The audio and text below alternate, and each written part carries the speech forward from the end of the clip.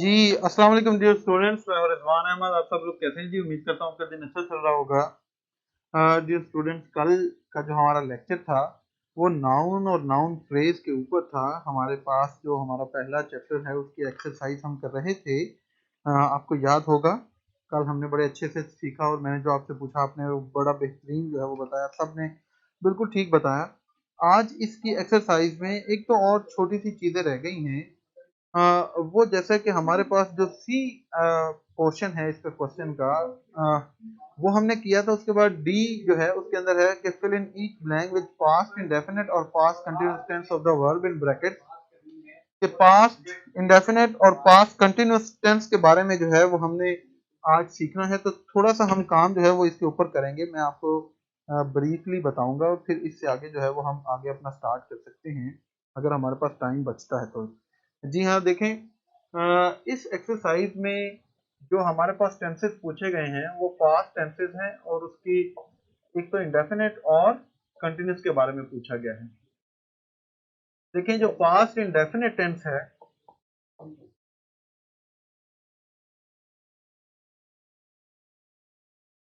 ये बेसिकली जो indefinite tense होता है ना, ये रूटीन के लिए शो होता है। ये याद रखें, किसी हैबिट के बारे में।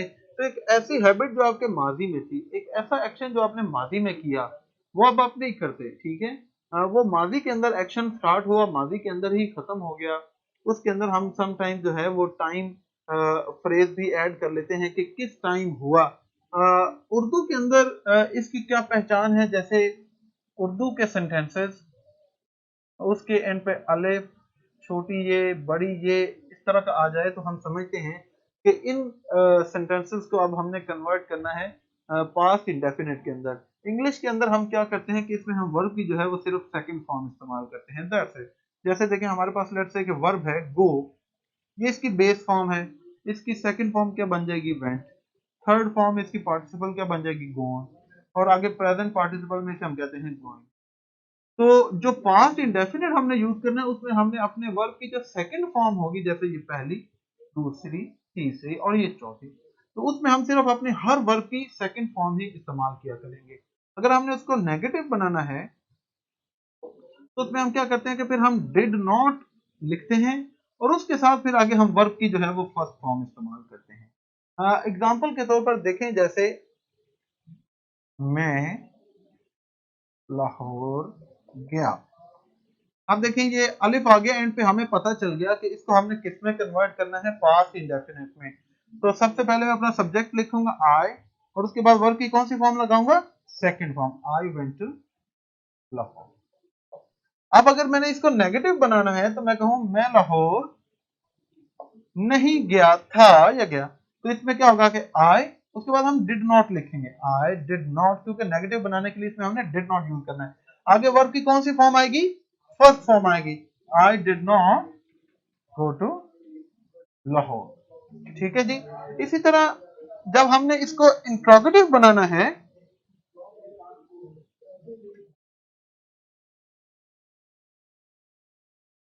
तो हमने क्या करना है कि ये जो डिड है ये जुमले में सबसे पहले आ जाएगा और उसके बाद हमारा सब्जेक्ट आ जाता है, ठीक है।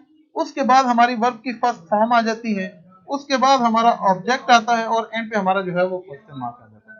जैसे कि देखें, क्या मैं लाहौर गया था, तो फिर डिड सबसे पहले आ गया, डिड, आगे सब्जेक्ट आ गया और वर्ब की फर्स्ट फॉर्म आ गई, did I go to Lahore, और एंड पे हमारा क्वेश्चन मार्क आ गया। अगर ये इंट्रोगेटिव किसी क्वेश्चन वर्ड के साथ हो, क्वेश्चन वर्ड क्या होते हैं? जो W प्लस H वर्ड है, जैसे who, when, why, what, where, who, whom, which, etcetera, और H मतलब हाउ। अगर कोई हमारा इंट्रोगेटिव क्वेश्चन वर्ड से स्टार्ट हो रहा है तो उसमें हम क्या करते हैं कि सबसे पहले हम क्वेश्चन वर्ड लिखते हैं, इसमें फिर हम उसके बाद डिड लिखेंगे, उसके बाद हम अपना सब्जेक्ट लिखेंगे, उसके बाद वर्ब की फर्स्ट फॉर्म लगाएंगे, उसके बाद हम अपना ऑब्जेक्ट लिखेंगे और एंड पे हम जो है वो क्वेश्चन।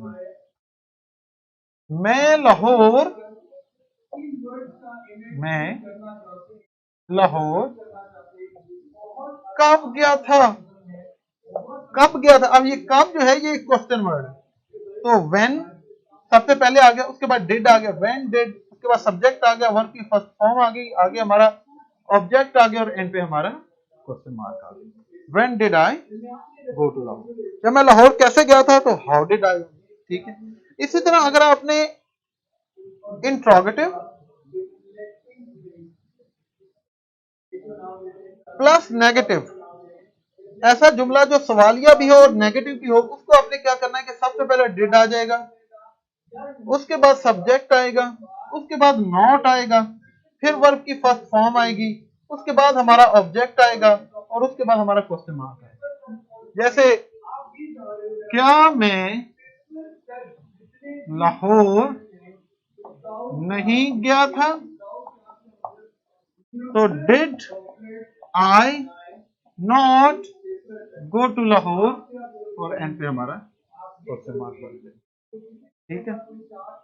अब अगर आपने इसका पैसिव बनाना है पास्ट इंडेफिनेट का, तो उसमें हमने क्या करना है कि वाज या वर लगाना है और उसमें साथ आगे जो है वो वर्ब की थर्ड फॉर्म लगा देंगे। ये बड़ा आसान तरीका है, ठीक है जी। पैसिव में वाज और वर और उसके साथ आगे जो है वो आप वर्ब की थर्ड फॉर्म लगा देंगे। इस तरह आपका जो है ये पैसिव बन जाएगा। पास्ट इंडेफिनिट के हवाले से यही। इसकी पिक्चर ले ले मेरा बेटा। वैसे तो ये पेड सेशन होने से पहले मैंने आपको इनके ऊपर बड़ा डिटेल पढ़ाया है, लेकिन इंशाल्लाह आने वाले टाइम में फिर कभी इसके ऊपर हम दोबारा डिस्कशन करेंगे। अभी तो हम सिर्फ एक्सरसाइज के हवाले से ये काम कर रहे हैं, तो इसलिए मैंने कहा कि एक दफा आपकी रिवीजन करवा दूं, आपको आइडिया हो जाए।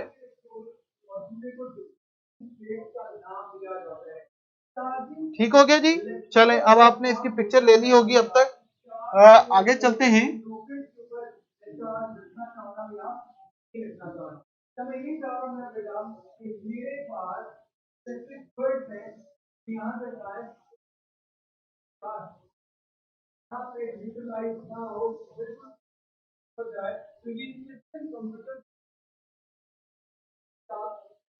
बेटा स्क्रीन बिल्कुल क्लियर है।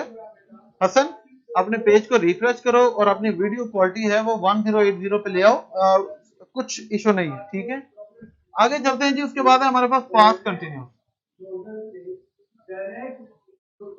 पास्ट कंटिन्यूस जो है ये ऐसी activity, an activity that was continuing in the past at a certain moment of saying या speaking। पास्ट कंटिन्यूस हम उस वक्त इस्तेमाल करते हैं जब माजी में, जब हम किसी को कुछ बता रहे हैं कि उस वक्त मैं क्या कर रहा था, तो जिस वक्त आप बता रहे हैं उस वक्त वो एक्टिविटी चल भी रही हो। जैसे मैं लाहौर जा रहा था। उर्दू के अंदर हमें कैसे पता चलेगा कि किसको हमने पास्ट कंटिन्यूस में रहा था, रही थी, रहे थे, एटसेट्रा। अगर इस तरह के वर्ड उर्दू के जुमले के आखिर में आ जाए तो हमें पता चल जाता है कि इसको अब हमने कन्वर्ट कर देना है पास्ट कंटिन्यूस के अंदर, ठीक है। तो ये क्या होगा, पास्ट कंटिन्यूस को हम क्या करते हैं कि इसके अंदर हम वाज या फिर वर लगाते हैं और उसके साथ वर्ब की आईएनजी वाली फॉर्म लगाते हैं। अब वाज किसके साथ लगता है, ही, शी, इट और आई के साथ, ठीक है। वर किसके साथ लगता है, वी, यू और दे के साथ। इन सब के साथ जो है वो वर्ब का इस्तेमाल होता है। अब जब हमने इसको कन्वर्ट करना है तो हम क्या कहेंगे कि मैं लाहौर जा रहा था, आई। अब आई के साथ क्या आएगा, was. I was going to Lahore. अब अगर आपने इसका नेगेटिव बनाना होता है तो बहुत ही आसान है कि वाज या वर जो भी लगना है उसके बाद हम नॉट लगा देते हैं और उसके साथ वर्ब की आईएनजी वाली फॉर्म और उसी तरह आगे ऑब्जेक्ट एक्सेट्रा लग जाता है। मैं लाहौर नहीं जा रहा था, I was not going to Lahore, मैं लाहौर नहीं जा रहा। इसी तरह अगर आपने इसका इंट्रोगेटिव बनाना है तो उसमें क्या होगा कि वाज या वर जो है वो जुमले में सबसे पहले आ जाएंगे, उसके बाद हमारा जो है वो सब्जेक्ट आ जाएगा, उसके बाद हमारी वर्ब की आईएनजी वाली फॉर्म आ जाएगी, उसके बाद हमारा ऑब्जेक्ट आ जाएगा और एंड पे हमारा क्वेश्चन मार्क आ जाएगा। क्या मैं लाहौर जा रहा था? तो was I going to Lahore. इसी तरह अगर आपने क्वेश्चन वर्ड के साथ इसका बनाना है तो सबसे पहले क्वेश्चन वर्ड आ जाएगा, उसके बाद जो है वो वाज या वर आ जाएगा, उसके बाद सब्जेक्ट आएगा, उसके बाद हमारा जो है वो वर्ब की आईएनजी वाली फॉर्म आ जाएगी कि मैं लाहौर कब जा रहा था, when was I going to Lahore, question mark आ गया। इसी तरह अगर आपने इंट्रोगेटिव प्लस नेगेटिव बनाना है तो फिर वही तरीका जो मैंने आपको पीछे भी बताया, फॉर्मेशन वही रहती है। तो was I not going to Lahore, ठीक हो गया जी।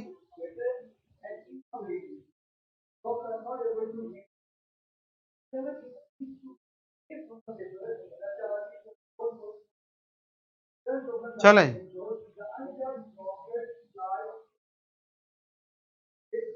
अब ये आपको, चलें जी, थैंक यू सो मच अरोसा बेटा जी, बिल्कुल सईदा तनीस, आपने सही सेंटेंस बनाया, शाबाश। चलें जी, जबरदस्त क्लियर हो गया। आयशा कह रही है अब मेरा बेटा इसकी पिक्चर ले लें, फिर मैं इसको रिमूव करता हूं और अब हम आगे चलते हैं।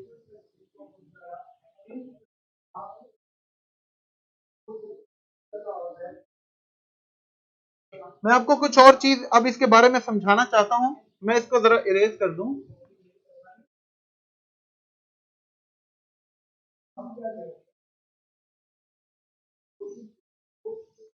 अब देखो बेटा, ये पास्ट इंडेफिनेट और पास्ट कंटिन्यूस के ऊपर हमने एक्टिविटी की। हमने एक बड़ा ही सिंपल सेंटेंस लिखा जिसके अंदर एक ही एक्टिविटी हो रही थी, जैसे मैं लाहौर जा रहा हूं, मैं लाहौर गया। लेकिन अगर एक ऐसा जुमला जिसके अंदर दो एक्टिविटी हुई है और दोनों पास्ट के अंदर हुई है, ठीक है, जैसे अभी देखें, आई वेंट टू लाहौर, मैं लाहौर गया और मैं अपने दोस्तों से मिला, and I met my friend, और मैं अपने दोस्तों से मिला। अब इसका मतलब है कि माजी के अंदर अगर दो एक्टिविटीज होती हैं और वो माजी के अंदर ही कंप्लीट हो गई तो उन दोनों एक्टिविटीज को एक ही जुमले के अंदर जो है वो हम पास्ट इंडेफिनिट के अंदर लिख सकते हैं। ये हमारा तरीका ठीक हुआ। लेकिन आप ये एक और गौर से सुन लें कि अगर एक ऐसा सेंटेंस हम लिखें कि जिसके अंदर दो एक्शन होते हैं, एक एक्शन माजी में हो रहा था कि उसी बीच में ही माजी के अंदर ही एक और एक्शन हो गया, तो पास्ट में जो एक्शन हो रहा था वो कंटिन्यूस में आ जाएगा और उस काम के होने के दौरान जो दूसरा एक्शन हुआ है वो पास्ट इंडेफिनिट के अंदर आ जाएगा। फॉर एग्जाम्पल देखें, my mother was cooking food when I entered into the house. जब मैं घर दाखिल हुआ, अब इसका मतलब है जब मैं घर दाखिल हुआ, इसका मतलब आप दाखिल हो चुके, ये माजी के अंदर आपने काम कर लिया। उस वक्त मेरी माँ खाना बना रही थी, तो वो उस वक्त बना रही थी, इसका मतलब माजी में और अभी नहीं हो रहा, क्योंकि दोनों एक्शन पास्ट में ही हुए हैं। जब आप पास्ट में अपने घर दाखिल हो उस वक्त जो एक्शन साथ साथ हो रहा था, तो फिर जो एक्शन हो रहा था उसको कंटिन्यूस के अंदर लिखेंगे और जो एक्शन उसके दरमियान होता है वो फिर जो है वो हम इंडेफिनेट के अंदर लिखेंगे। देखें, my mother was cooking food when I entered the house. अब ये दो एक्शन है, इन दोनों में कौन सा एक्शन पहले से स्टार्ट था? ये वाला, क्योंकि जब वो घर दाखिल होता तो उसकी माँ खाना बना रही थी, इसका मतलब है कि उसकी माँ खाना बनाना जो है वो उसके घर दाखिल होने से पहले की बना रही थी। तो जो एक्शन पीछे से चलता आ रहा था उसको कंटिन्यूस के अंदर लिखेंगे, और उसके बाद जो दूसरा एक्शन होता है उसे हम जो है वो इंडेफिनेट के अंदर लिखेंगे। तो ये दूसरा एक्शन हो गया।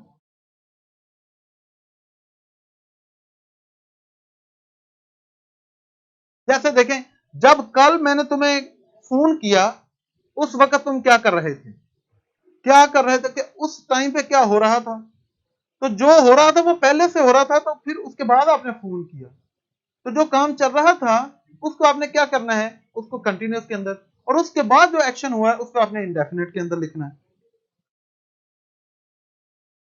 जैसे what were you doing when I called you, तुम क्या कर रहे थे जब मैंने तुम्हें फोन किया। तो देखिए दोनों एक्शन माजी में हुए ना, तो जो एक्शन उस वक्त हो रहा था वो कंटिन्यूस के अंदर, जो एक्शन बाद में हो उसे हम इंडेफिनेट के अंदर। ये पेपर में आता होता है, ये याद रखें, इसको गौर से सुन लें, इसको मेरा बेटा जो है वो कोई कंफ्यूजन ना रहे आपकी, अगर कंफ्यूजन रहेगी तो आपने पेपर के अंदर गलती कर जानी है।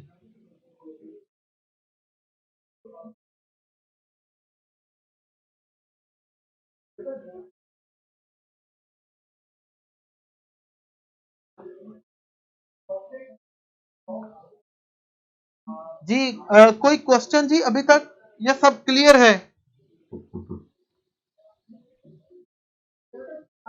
हाँ जी मेरा बेटा, नो क्वेश्चन जी? नहीं नैना बेटा, टेंसेस नहीं, हम एक्सरसाइज कर रहे हैं, हमारी चैप्टर 1 की एक्सरसाइज में जो उसने पूछा है मैं आपको वो एक्सरसाइजेस करवा रहा हूं, ठीक है? तो अगले चैप्टर की एक्सरसाइज में जो टेंस होगा हम वो करेंगे, तो इसका मतलब है कि हमने अपने चैप्टर को हर एंगल से पढ़ना है। चलो जी सब क्लियर हो गया, ठीक है, अब मैं इसको रिमूव करता हूं।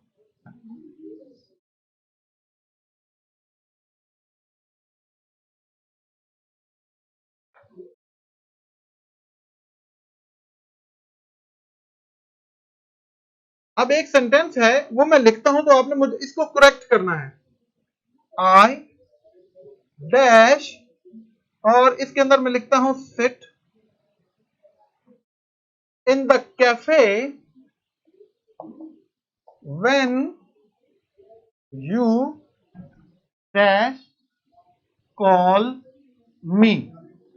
अब ये देखें, ये सेंटेंस है, इसके दो हिस्से हैं, एक ये है कैफे में बैठना और एक है ये वाला जब उसने फोन किया। दो काम है, दोनों माजी के अंदर हमने लिखने हैं। ओके अब्दुल्ला, रिपीट करता हूं, तो ये मुझे बताएं ये सेंटेंस कैसे करेक्ट होगा। When you call me, phone किया, उससे पहले कौन सा काम हो रहा था, कैफे में बैठना, तो क्या होगा कि I was sitting in the cafe when you, याद है ना इंडेफिनेट के अंदर हम क्या करते हैं, वर्ब की सेकंड फॉर्म लगाते हैं। I was sitting in the cafe when you called me. अब आपको समझ आ गया कि ये रूल अभी मैंने आपको समझाया है, और उसी से रिलेटेड देखने हमारे पास ये सेंटेंस जो है वो आ गया है। अच्छा जी,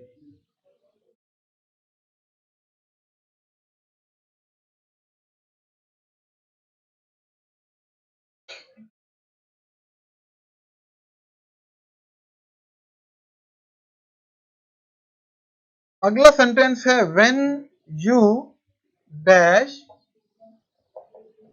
अराइव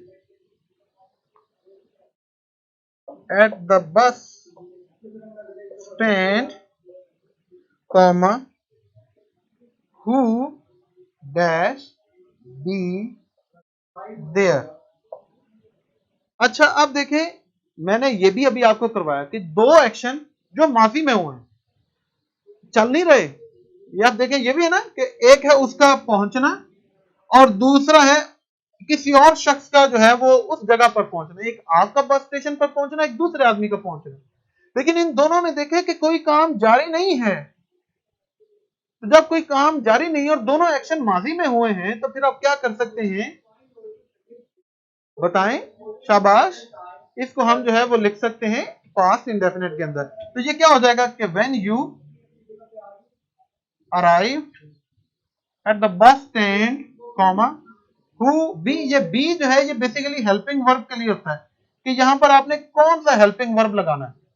हेल्पिंग वर्ब कौन से, जैसे is, are, am, was, were, will, shall और साथ में मॉडल वर्ब भी हो सकते हैं। तो यहां पे चूंकि हम पास्ट कर रहे हैं और पीछे पास्ट आ गया है तो आगे भी फिर हमने पास्ट ही लगाना है ना, तो इसमें फिर क्या आ जाएगा, हु सिंगुलर है। तो when you arrived at the bus stand who was there. ये बुक की एक्सरसाइज से ही करवा रहा हूं ताकि आपको समझ आ जाए कि ऐसा क्यों है कि मैंने आपको सारी चीजें समझा दी। ठीक है ना जी। चले अब बाकी जो सेंटेंसेस हैं वो मेरा बेटा आपने अभी खुद अभी बैठ के कर लें ताकि आपको जो है वो कोई कंफ्यूजन ना रहे।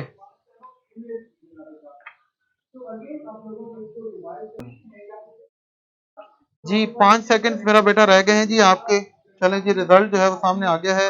इकरा के 5 आउट ऑफ 5 हैं, हसन के 5 हैं, और कौन है भाई, तूबा के 4 हैं। ये तूबा के हमेशा 4 आते हैं, पता नहीं क्यों, एक गलती हमेशा ये करती है।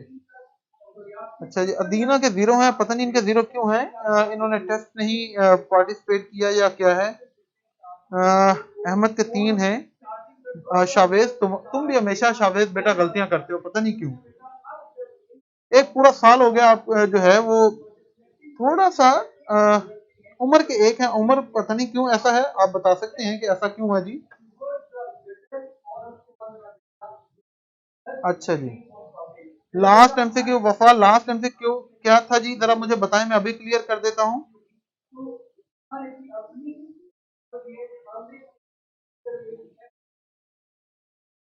दानिया फर्स्ट और फिफ्थ मुझे बता दें, अभी पता चल जाता है क्या है, बता दें अभी हम इसे क्लियर कर लेते हैं। जी जी अब्दुल्ला, एक तो मेरा बेटा थोड़ा सा ना आप अपनी लैंग्वेज को देखो, ये क्या है भाई, अभी आप बच्चे हो, इस तरह के वर्ड आप ना यूज करो, ये अच्छी बात तो नहीं है। ओ ओके, ओके बिल्कुल सही है। अब मैं समझ गया हूँ जी, ये आप लोगों का जो गुस्सा है वो एक हवाले से जायज बनता है कि जो फिफ्थ एमसीक्यू है उसके अंदर थोड़ी आपको जो कंफ्यूजन हुई होगी वो ये देखें, अगर किसी सेंटेंस के अंदर ये उसके अंदर जो 3 ऑप्शन थी ना वो तीनों नाउन फ्रेज बन सकती हैं, लेकिन जब कभी ऐसा क्वेश्चन आपके सामने आ जाए तो फिर उसमें आपने देखना है कि बेसिक नाउन फ्रेज क्या है। बाकी जो 2 ऑप्शन आपने देखी वो देखें कि वो बेसिकली किसी नाउन को आगे जो है वो मॉडिफाई कर रहे हैं, उसको ऑब्जेक्टिफाई भी कर रहे होते हैं, लेकिन एक जो है इन द ट्री वो सिर्फ और सिर्फ खास तौर पर नाउन के साथ जुड़ी है, उसको जो है वो मॉडिफाई नहीं करती, तो इसलिए इसमें जो एग्जैक्ट ऑप्शन है वो ये ट्री वाला आता है। ठीक है, हाँ जी, पहला क्या है जी, हिफ्जा बेटा, नहीं सिदरा नहीं, गलत नहीं है, पहले का जरा मुझे बताएं पहला क्या है, मैं अभी आपको बता दूंगा।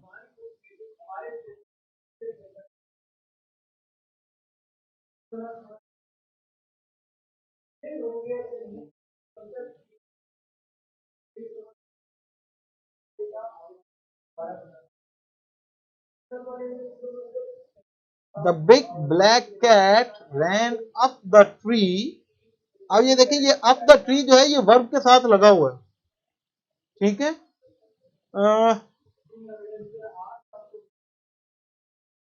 इन द पार्क, इसके अंदर जो इन द पार्क है ये हमारी नाउन फ्रेज जो है वो बनती है जी पार्क के साथ। बिग ब्लैक कैट भी बन सकती है, लेकिन इसमें जो ज्यादा बेहतर ऑप्शन है वो इन द पार्क है। कोई मसला नहीं है बेटा, थोड़ा आप इतना जो है वो ना करें ऐसे बिला वजह, मैं आपको करेक्ट करवा दे रहा हूँ, गलती आपकी है। इकरा बेटा मुझे बताओ पहला सेंटेंस क्या है। हुजैफा बेटा मैंने आपको बता दिया, इसमें इन द पार्क जो है ये नाउन फ्रेज होनी चाहिए। जी जी नैना बेटा, जी जी सुन रहा हूं मैं, बताएं मुझे।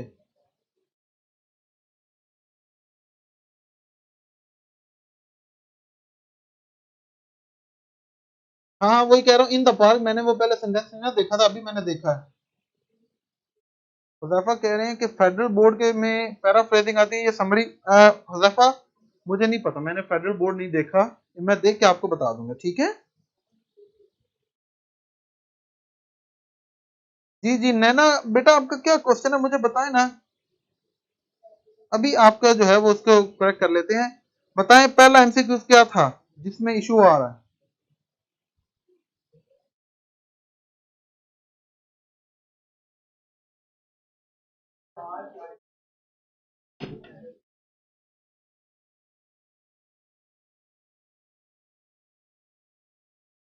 मेरा टेस्ट टाइम पर नहीं होता सबमिट, टाइमर बहुत ज्यादा स्लो चल। ओके नैना, देख लेते हैं जी ये आपका इशू क्यों आ रहा है। अब्दुल्ला इन द पार्क ऐसे, क्योंकि देखिए ये पार्क क्या है, नाउन है ना, तो ये इन द पार्क ये हमारे पास नाउन फ्रेज है और ये स्पेसिफिकली एक नाउन के साथ जुड़ी, उसको ऑब्जेक्टिफाई नहीं कर रही।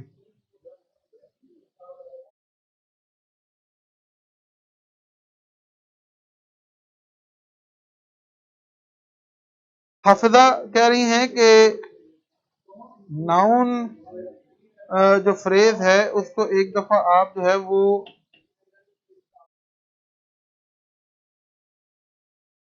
सारा अप द ट्री, इसलिए क्योंकि ये बेसिकली वर्ब के साथ जुड़े, रैन अप द ट्री, ठीक है, रैन अप द, तो ये वर्ब के साथ जुड़ी हुई है, इसलिए जो है वो ये पूरी phrase ran up the tree है। ये वर्बियल फ्रेज है, ये नाउन फ्रेज नहीं है।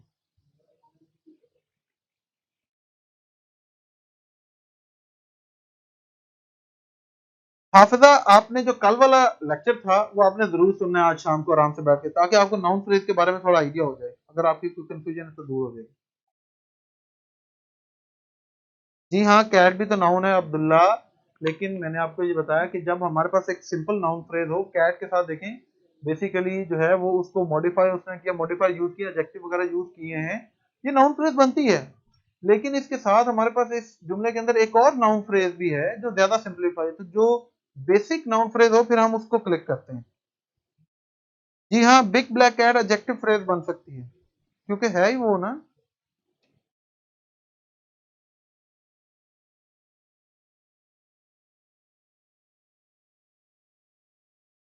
अभी इसमें इन द ट्री नहीं होना चाहिए, मुझे बताएं, बाकी सारे तो एक एक वर्ड है, ठीक है। सेड जेन ब्लू बाइक जो है ये उसको मॉडिफाई कर रही है, तो इन द ट्री सिंपल हमारे पास नाउन फ्रेज बन रही है, इसमें क्या मुश्किल है मुझे बताएं। साथ मैं ये 3-4 दफा बता चुका हूँ, मेरा बेटा जरा गौर से सुना करें साथ बेटा। देखिए ये है रैन अप द ट्री, ठीक है, तो ये वर्बियल फ्रेज है, ये नाउन फ्रेज नहीं है, ये नाउन के साथ जुड़ी हुई है, ठीक है। यार आगे चलेंगे ना तो आपको और भी ज्यादा क्लियर होते जाएंगे। जी बिल्कुल हुजैफा, यही मैं बता रहा हूँ, बिग ब्लैक कैट जो है एडजेक्टिव फ्रेज हो सकती है। चलो जी, लेक्चर का टाइम खत्म हो गया, इंशाल्लाह नेक्स्ट लेक्चर में आपसे मुलाकात करेंगे। थोड़ा कल वाला लेक्चर भी एक दफा देख लीजिएगा। कल अगर आपका कोई क्वेश्चन हुआ तो दोबारा इंशाल्लाह हम जो है उसको टेकअप कर लेंगे। अपना ख्याल रखें, दुआ में याद रखें, लेक्चर के बाद अपना फीडबैक जरूर दीजिए। अल्लाह हाफिज।